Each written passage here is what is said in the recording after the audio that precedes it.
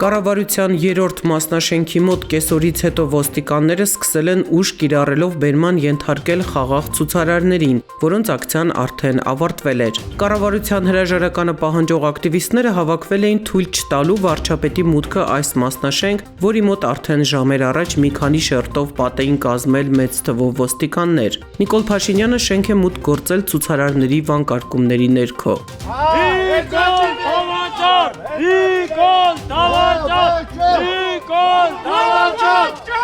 Փաշինյանի ներս մտնելուց հետո ոստիկանները մարմնական վնասվածքներ պատճառելով ուժ են կիրառել մարդկանց նկատմամբ ու բերման ենթարկել 57 մարդու։ Նրանք փորձել են բերման ենթարկել նաև հայրենիքի փրկության շարժման համակարգող ՀՅԴ գերագույն մարմնի ներկայացուցիչ Իշխան Սաղաթելյանին, սակայն նրան հաջողվել է դուրս պրծնել ոստիկանների ձեռքից եւ աջակիցների օգնությամբ հեռանալ ակցիայի տարածքից։ Իշխան Սաղաթելյանին հետապնդող ոստիկանները կրկին փորձել են բերման ենթարկել նրան, սակայն հետո մտափոխվել են։ Ուշագրավ է, որ բերման ենթարկելուց առաջ ոստիկանները չեն պահանջել դադարեցնել ակցիան։ Ցուցարարներին քաշքշելու ընթացքում կոտրվել է հայրենադարձ դաշնակցական Ռազմիկ Արաբյանի ոտքը։ Նրան ոստիկանական բաժանմունքից տեղափոխել են 8-րդ հիվանդանոց։ Ընդհանուր հրմշտոցի մեջ ոստիկանները գետնին են տապալել օպերատորներից մեկին, տեսանյութում երևում է, թե ինչպես է քաղաքացիներից մեկին թևերից բռնած բերման ենթարկելիս ոստիկանը ակնհայտորեն հրում իր առջև կանգնած նկարահանող օպերատորին,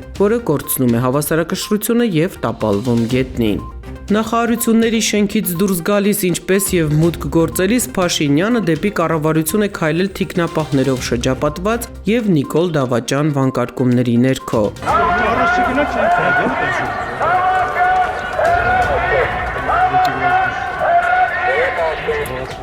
Իդեպ կառավարության շենքի տանիքին ամբողջ ժամանակ դիպուկահարներ էին կանգնած։ Արդեն երեկոյան ցուցարարները հավաքվել են Արամ Մանուկյանի արձանի մոտ, որտեղից երթով մայրաքաղաքի կենտրոնական փողոցներով շարժվել են դեպի ոստիկանության շենք։ Այստեղ ամոթանք են տվել ոստիկաններին, որոնք դարձել են իշխանության կամակատարները, կոչ են արել հարգել իշխանությունների ապաշնոր գործողությունների հետևանքով Արցախում, մասնավորապես Շուշիում զոհված իրենց գործընկեր ոստիկանների հիշատակը եւ անցնել ժողովրդի կողմը։ Մինչ երթը շարժվում էր դեպի ոստիկանություն, մայրաքաղաքի տարբեր հատվածներում տեղի էին ունենում անհնազանդության ակցիաներ, քաղաքացիները փակում էին փողոցները։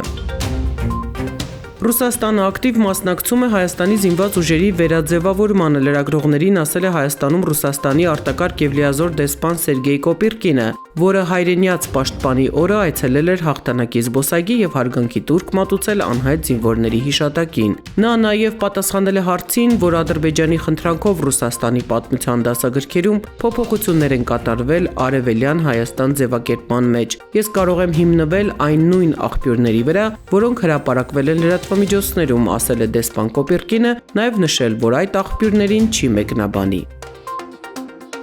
Պարտվողը բացի իրենից բոլորին մեղադրում է, իր հեղինակային հաղորդման ժամանակ հայտարարել է ռուս քաղաքական վերլուծաբան Վլադիմիր Սոլովյովը։ Ես ասել եւ ասում եմ, Արցախը հայկական է, ասել եւ ասում եմ, եւ սրա համար ադրբեջանցիները ինձ ատում են, որ Ղարաբաղի բանակն ու ժողովուրդը խիզախորեն կռվել են։ Ասել եւ ասում եմ, որ Փաշինյանը չպաշտպանեց Արցախը, ասել է մեկնաբանը։ Սոլովյովը նշել է, որ իր տեսանկյունից Փաշինյանը դավաճանել է Արցախն իր անկարողությամբ ու ապաշնորհությամբ։ Ուղիղ տեսակապի ընթացքում ռուս ռազմական փորձագետ Ալեքսեյ Լեոնկովը ասել է, որ հայերը դեռ կշարունակեին կռվել ու դիմադրել, եթե տեղ հասներ Փաշինյանի խոստացած օգնությունը։ Փորձագետը պնդել է, որ 2018 թվականից Հայաստանը ստացել է բավականաչափ զենք զինամթերք, բայց Թուրքիայի հետ ինչ-որ գործարքների է գնացել։ Սոլովյովը ցույց է տվել փաստաթղթեր, ըստ որոնց պաշտպանության նախարար Դավիթ Տոնոյանը եւ նրա ենթակաները Թուրքիային Սիրիայի պրոթուրքական ահաբեկիչների համար զենք են վաճառել։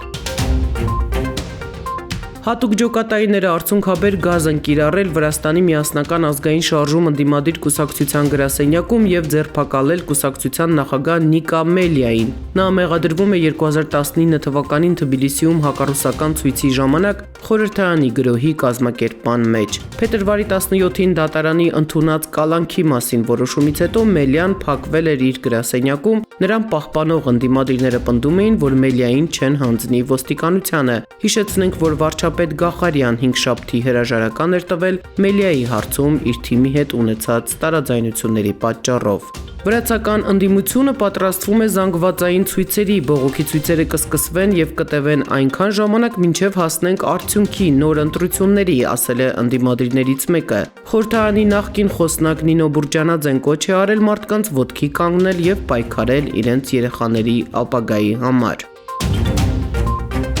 Կորոնավիրուսով վարակված մարդկանց շրջանում մահերի թիվը Հայաստանում հասել է 3977-ի, անցած մեկ օրում մեր երկրում գրանցվել է COVID-ով վարակվելու 166 նոր դեպք։ 7 մարդ մահացել է, որոնցից 3-ի մահը վրա է հասել այլ հիվանդության պատճառով։ Ամերիկյան դոլարի փոխարժեքը նախորդ օրվա համեմատ կրկին աճել է ու կազմել 525 դրամ, եվրոյի փոխարժեքը կազմել է 638, բրիտանական ֆունտինը 740 դրամ, ռուսական ռուբլու փոխարժեքը աճել է ու կազմել 7.8 դրամ։ Փետրվարի 24-ից 3-ը երկրի առանձին շրջաններում սպասվում է ձյուն, օդի ջերմաստիճանը վաղը եւ մյուս օրը կնվազի 10-ից 12 աստիճանով, այնուհետև նորից կբարձրանա։ Երևանում տեղումներ չեն լինի։ Մայրաքաղաքում գիշերը կլինի -2-ից -4, վաղը ցերեկը 7-ից 9 աստիճան տաքություն։